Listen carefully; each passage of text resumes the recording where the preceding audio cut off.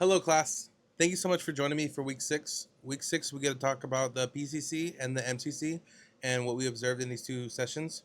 The PCC being the professional certified coach, and the MCC being the master certified coach. We're going to look at some comparing and contrasting over some 2 to 3 core competencies, as well as looking at supportive 2 to 3 indicators, the elements within these core competencies. We'll also look at the behaviors in which the coaches look to and look at when they're having these sessions, where they fall in the competencies. Also, we'll look at the similar things that we see as far as the dissimilar things that we see within these sessions. Finally, we'll look at the artfulness and the skillfulness within these sessions. So, to talk about it, what I found that they did very well, or comparing and contrasting, I think that the PCC took a little bit longer to establish the goals and the criteria than the MCC did. I do believe that they both worked very well at establishing and maintaining agreements. This would be in the core competency of co-creating relationships, which would be competency B, and this would be under what I found. I think the core competency elements or indicator would be number three, which is establishing and maintaining agreements, and particularly number four on that, which is partnering with coaching to establish the overall plan and goal. I think they both did that pretty well. Additionally, what's another one?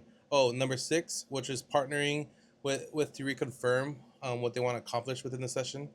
I think that these two were done very effectively, comparing that these were very similar, and we'll get to more similarities later. But these are some things that I compared that they both did well. In contrast, like I said, I think the PCC took a lot longer to like really get on top of the what the goal would be. I think they went from very like planning or going over what the topic is to going over some history to then getting into what the actually like goal is, and I think that could have been done a lot earlier.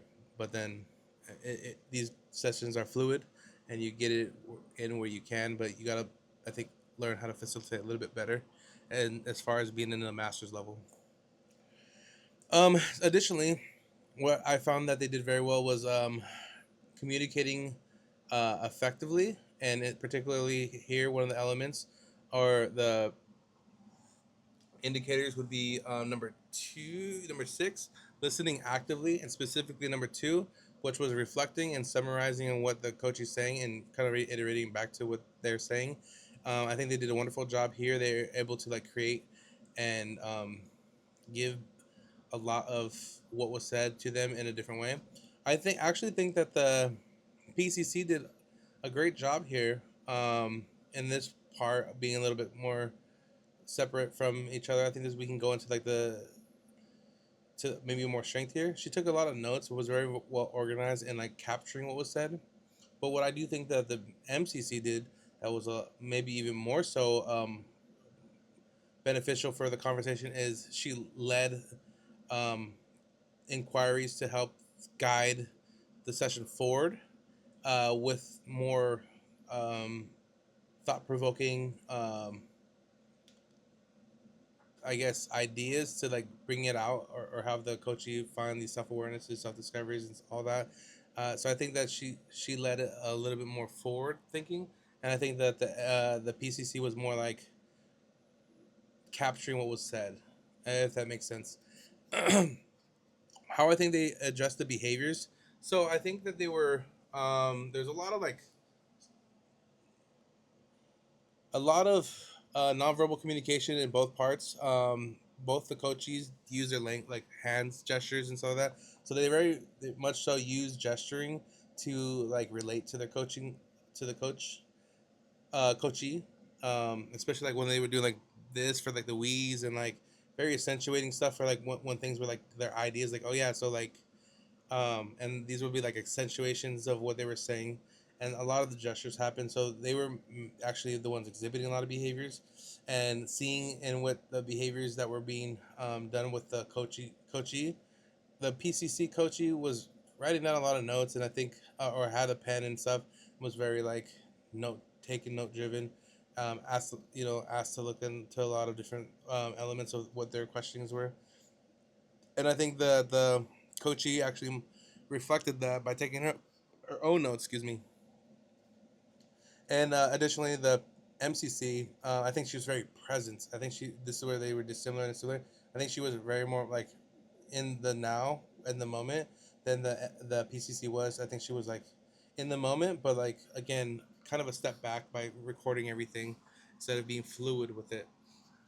Um, Similarities and dissimilarities. I think that they were very similar in having intentions to lead the conversation forward to reach goals. The differences that I would say is that the coach in the MCC had more control over uh, the direction in which was moving forward.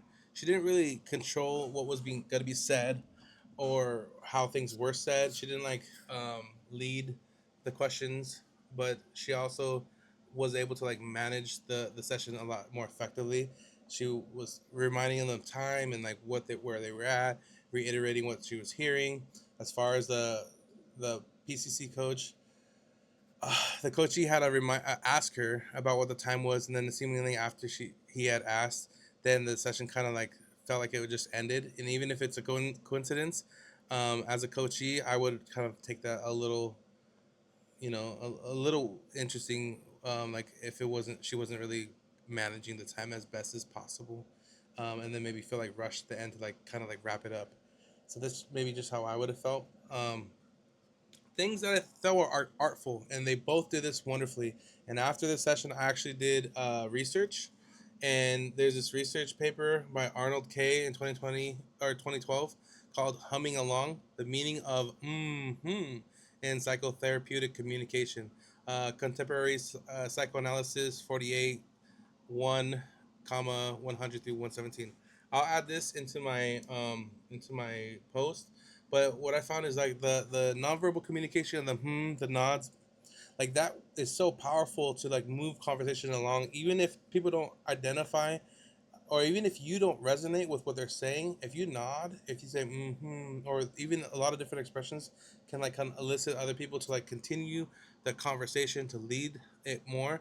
So in a coaching session, this is very skillful, very artful, and the way that they did it, especially in the mastering coach, certified master certified coach, MCC, she did a wonderful, amazing job of being able to like keep keep the individual going, the coaching going.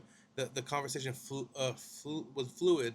I felt like the whole session itself was very like you can feel the movement forward. You can feel the progression. You can even see it at the end how she was very like open and like very like relational with her about talking about the future and how having friendships and relationships make people live longer. And even when the session ended, it felt like it had a little bit more life at the end.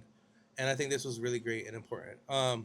But yeah, so thank you so much for hearing me in my discussion and seeing my perspective. I'm really curious to see what you guys have done as far as reviewing and going over these two videos.